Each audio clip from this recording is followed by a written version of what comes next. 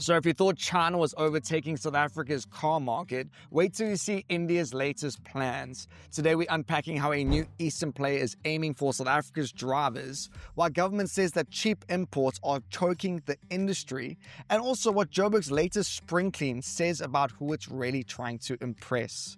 And be sure to stick around for the wildcard as we dive into the South African invention that's been creeping across pools from Springs to Switzerland.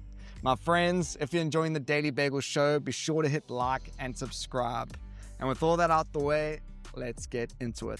So South Africa's car industry is stalling, and not because South Africans don't like driving. You see, Trade Minister Parks Tau says that the sector is facing a perfect storm of imports flooding in, local sales sliding, and job losses mounting. I mean, in just 2 years, 12 companies have closed and over 4,000 jobs have disappeared.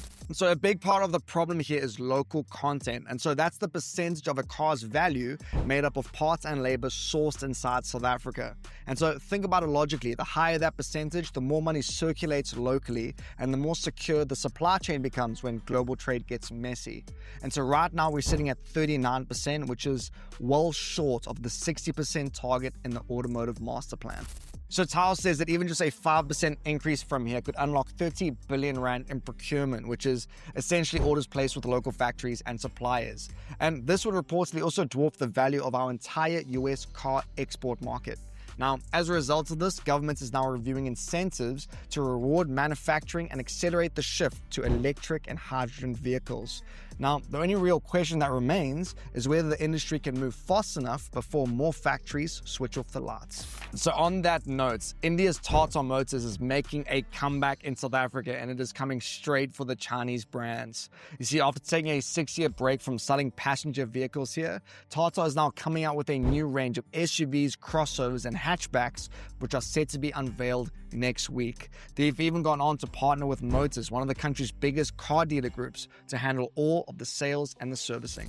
So Tata's pitch is pretty clear: competitive pricing, flexible financing, and after-sales support that rival established players. That's aimed squarely at brands like Haval, Chery, and Bike, which have been winning over South African buyers with value-for-money models that undercut traditional Western brands. So India's re-entry follows a playbook that China has already used, leveraging BRICS ties to bring in cars built for local roads and local budgets. Now, both giants are chasing the same pool of buyers, but more importantly, South Africa's passenger car market hasn't grown in 5 years. And so as a result here, we have a more crowded showroom with more than a dozen extra competitors fighting for the same slice.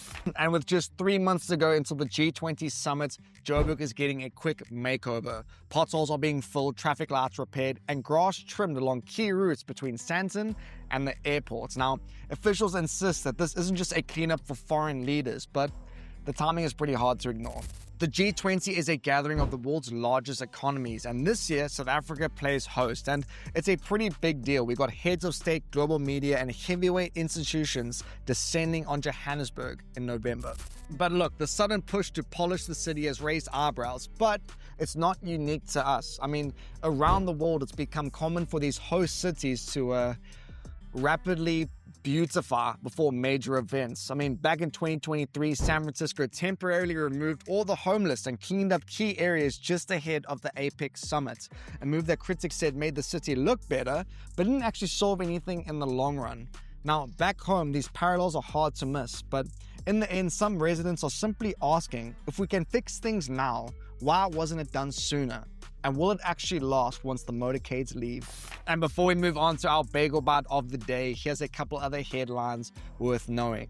For starters, Total Energies has lost its West Coast drilling rights. A judge overturned the project approval, citing a flawed environmental report and poor consultation with local communities. And ABSA and ShopRite are launching a new cashback campaign. Shoppers can now earn up to 60% back on groceries during the promo, with ongoing rewards of up to 30% based on ABSA customer tiers. And the Reserve Bank says that crypto isn't money under current law, which limits their power to regulate it. SARB now plans to draft new rules by year end to monitor cross-border crypto activity. And on to our final Bagel Bite of the week. Let's see what you got. So the question is, what is the hottest planet in our solar system? Is it A, Mercury, B, Venus, or C, Neptune. Now, for those of you that have a good general understanding of how our solar system is structured, you may think that this is a pretty easy answer, and maybe it is. Maybe I'm trying to trick you. Maybe I'm trying to trick you into thinking I'm trying to trick you. Don't overthink it. Out of the way though, I'm going to give you the answer in the close-up. And on to our wildcard section. Every South African kid who's learned how to swim knows the feeling. Sharing the water with that slow-moving creature on the pool floor. You watch it out of the corner of your eye, half cautious, half curious, as it creeps along with a steady hiss. Now, that creature, of course, is the creepy crawly, the world's first commercially successful automated pool cleaner, invented right here in South Africa in the 70s. So it was designed by Ferdinand Chervier, a retired hydraulics engineer in Springs, who decided that there just had to be a better way to keep his pool clean. And so his design used the pool's own pump to power a suction unit that roamed the floor and the walls, dislodging dirt as it went. There was no electricity, no fuss, just silent, relentless cleaning.